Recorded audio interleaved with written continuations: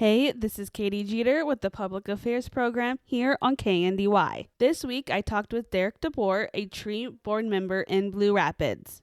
I think I've been a member of our Blue Rapids Tree Board for about 5 years or so, and through that time, most of that time, I've served as our president or chairman.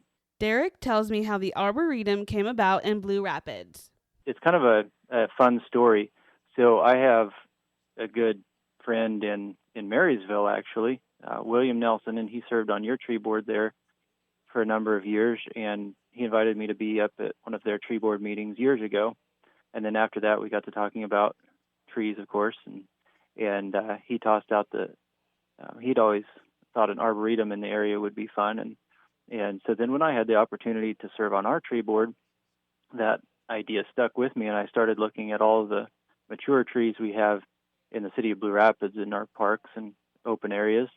I thought, that would make a lot of sense for public access and to label some of these so other people can have the educational opportunity and so forth. So I tossed out that idea to some different community members. We have a good group of nonprofit organizations, including our community action team and foundation and so forth. So I talked to folks that are members of those organizations and didn't get any negative feedback. In fact, got some good verbal support through those conversations. And about a year ago at one of our city tree board meetings, I tossed out the idea of what if we utilize our parks as an arboretum open to the public, and it was well received, and so we kind of voted it in at that point, and then we held a special meeting to get a little bit more community input. We wanted community members involved as much as possible, and we decided that it would be okay to move forward with this. We'd present it to our city council to get their approval since we'd be using public areas, and we would utilize some of the park maintenance that our public works department already does, but it would be targeting some of the arboretum efforts.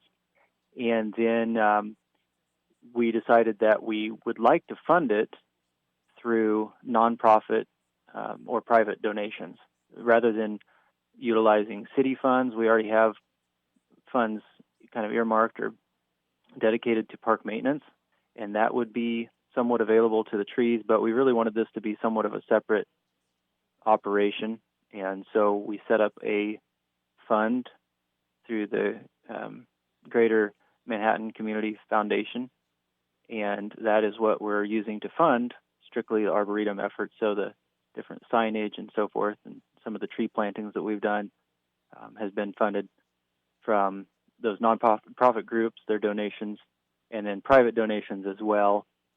Among those, some of the more notable ones was the Harry and Louise Johnston Family Memorial donation, and then Don and Laura Musel, local community members and great supporters.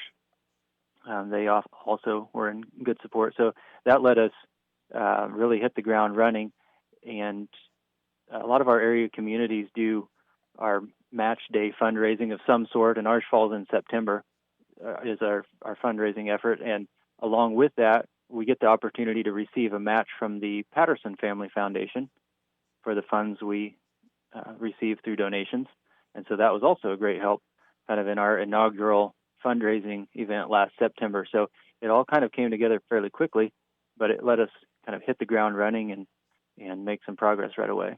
He tells me about the new sign and where the Arboretum starts. Yeah, so kind of the central hub to the Arboretum is there at our town square. If folks are familiar with Blue Rapids, they know that our city square is actually a circle, like a big roundabout. And so that is kind of where the Arboretum starts. So that's where the main sign has been installed. And then we also utilize the Riverside Park, which most folks in our area would know as the Marshall County Fairgrounds.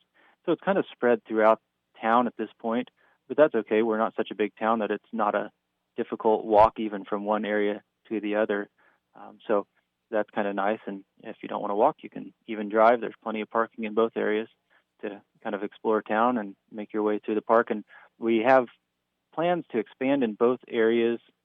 The city square has maybe fewer opportunities because we have a lot of mature trees there already, although we'll add a few. But then at Riverside Park, we have the intent of adding some collections of trees. We started out with a sugar maple collection that's at the west end of the park, just west of the western baseball and softball field. So we have a group of different sugar maple varieties there, and we have plans to start a eastern redbud collection. So those types of plantings will be grouped together so that you can find them all in one spot. And then otherwise there's different park trees scattered around the playground areas and so forth as well. I want to thank Derek DeBoer for being my guest on this weekend's Public Affairs. If you would like to listen again, you can always go to kndyradio.com. Come back next week as I continue the conversation with Derek DeBoer about the Blue Rapids Arboretum. This has been Katy Jeter with the Public Affairs program here on KNDY.